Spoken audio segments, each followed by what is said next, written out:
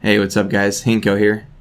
Today I'm going to go ahead and do a quick Vengeance Demon Hunter tanking guide for you to get you through, Legion questing or dungeons. Vengeance spec is pretty straightforward, as in you're just pretty much building and spending.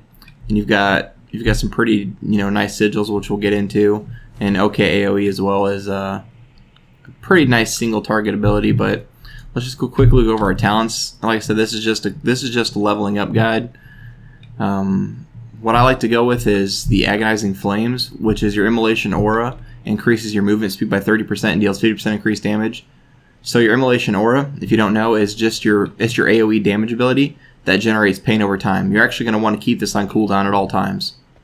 The reason you want to keep this on cooldown is because it generates 20 pain over 6 seconds. So this is basically, as of my my haste every 12.4 seconds, I'll be generating 20 pain over 6 seconds. So you'll definitely want to keep that on cooldown. Since I've been doing, and it's pretty good, AoE damage too. This one's really a movement one, and this one is, I guess, you increases your single target damage, but since we're doing dungeons, we're pretty much, group pulling anyway. So I usually go with Agonizing Flames, and I've been seeing good success with it. Similar to Feast of Souls, just, running out there trying to do as much as possible in these dungeons. I like this because it gives me a soul cleave. Heals for an additional amount, so you're basically healing yourself for more. That's simple as that. Fallout's also a good one, but it's more of like an AoE one as well. Emulation Aura's initial burst has a chance to shatter lesser soul fragments from enemies. So your Emulation Aura, bam, you hit it, soul fragments pop out. In case you guys aren't aware of the soul fragments, it's actually a passive ability. Killing a target will sometimes shatter their soul, leaving a soul fragment behind for 20 seconds. The soul fragment will be consumed when you approach it, healing you for 182,822 health. And I'm sure that number changes. Consuming a demon's soul will grant you 20% increased damage for 15 seconds. That's just a little icing on the cake. Our Mastery, since we're here. Mastery, Demon Spike reduces physical damage taken by an additional 37.9%, which is scales. And also increases your attack bar by 25%. Demonic Wars, this is how you become a tank basically. Your tattoos reduce magic damage taken by 10% and increases your stamina by 45% and your armor by 120%. So with stats, I actually I've been finding good success in both versatility and mastery. Obviously agility is your number one stat, but versatility is going to increase your damage and your healing done and decreases the damage taken. So that's pretty much the best stat, I would probably say, for survivability. Mastery comes in, it really depends on a close second, or you may stack mastery or versatility up. It's your choice at that point. I've been liking versatility, but as we level, I'm not really too worried about stats too much. Mostly because endgame stats are where it's at, where it's most important, and leveling gear is is still leveling gear. You'll exchange it. But anyway, mastery, demon spikes is good. It reduces the damage, which is your let's see. Surge with Fell Power, increasing your parry chance by 20% and reducing physical damage taken by 47% for 6 seconds. You'll want that. I say you want it for big pulls, and you want it for a big ability that's about to hit. I wouldn't necessarily keep it on cooldown. You have 2 charges, so you can rotate it. It's every, with haste, every 12.4 seconds according to mine. So you can kind of keep it up, but you can't keep it up all the time. So we'll go ahead and get into the rotation now. Infernal Strike, you leap through the air toward a targeted location, dealing 24,000 fire damage to all enemies within 6 yards. So that's pretty good AoE, and it's pretty much free damage at this point, because you can just be hanging out here, DPSing, jump straight up, and hit some more. That's, like I said, great for AoE, and it's just, you have 2 charges, why not keep one on cooldown while you're fighting? I recommend keeping one of them off cooldown in case, for some reason, your taunt and your throw glaive is off cooldown. And your throw glaive is just a ranged attack. You can toss it, be able to pull ranged items or enemies. So if you have one off cooldown, you got somebody over there, you've already used your taunt to pull this guy, you've already used your glaive to pull this guy. Oh, now there's a new guy over there, bam, you can jump straight to him. Go ahead and hit him a couple times and bring him over to the pack.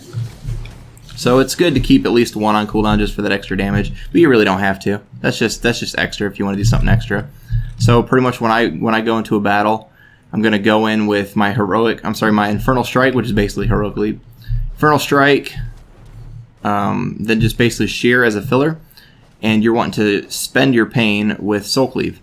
So the way Soul Cleave works, it uses between 30 to 60 pain, and you viciously strike all enemies in front of you, so it's an AoE ability, for X amount of physical damage, and you heal yourself for up to 94,673. So those numbers are obviously going to change, and it also consumes all soul fragments within 20 yards. The way I've been using this is pretty much just filling it up.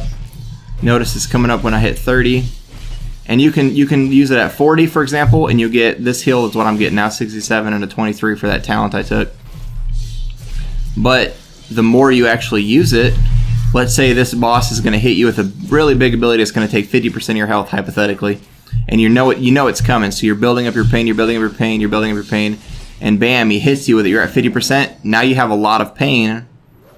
This says up to 60, so you're going to have a little left over, but anyway, you have a lot of pain, that big hit just hit, you got a couple soul fragments around, bam, you hit it, you got a huge heal out of it, and you actually negated his whole ability at that point. You took it.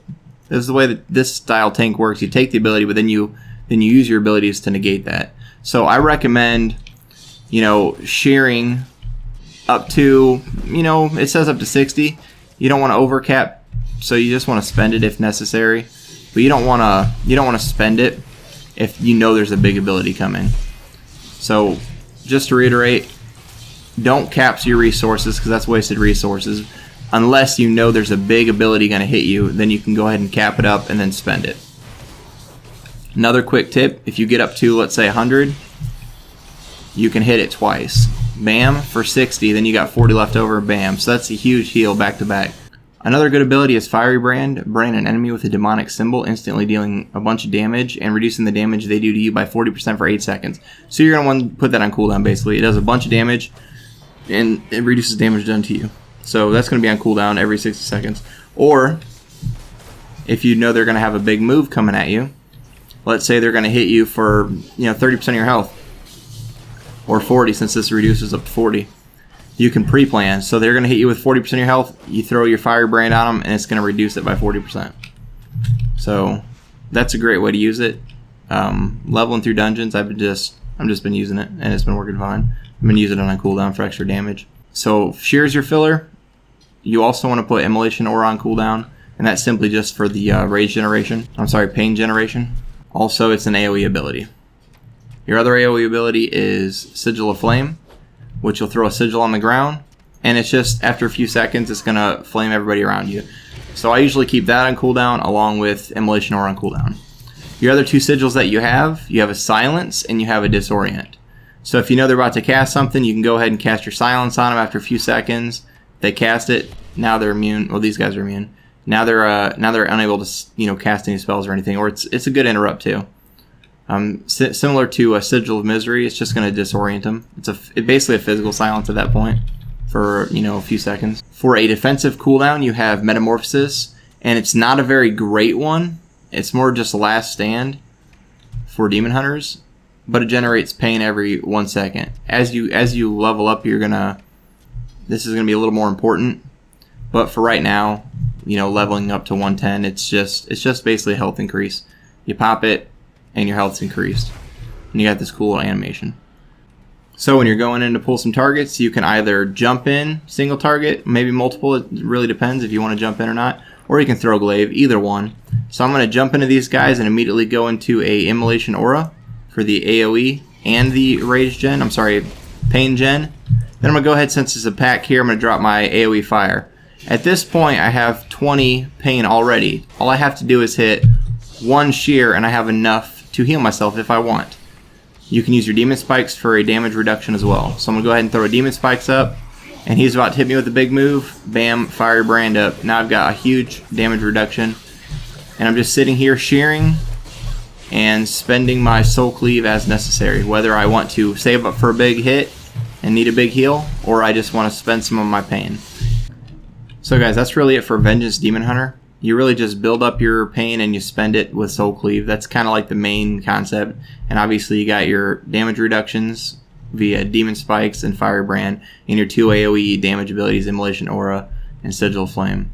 Hope you guys enjoyed this guide, and we'll definitely have to revisit both Havoc and Vengeance specs once we hit 110, because once you get your talents and your artifact weapon, things are going to change a little bit, but not too much. So hope you guys enjoyed the video, and I'll see you guys later.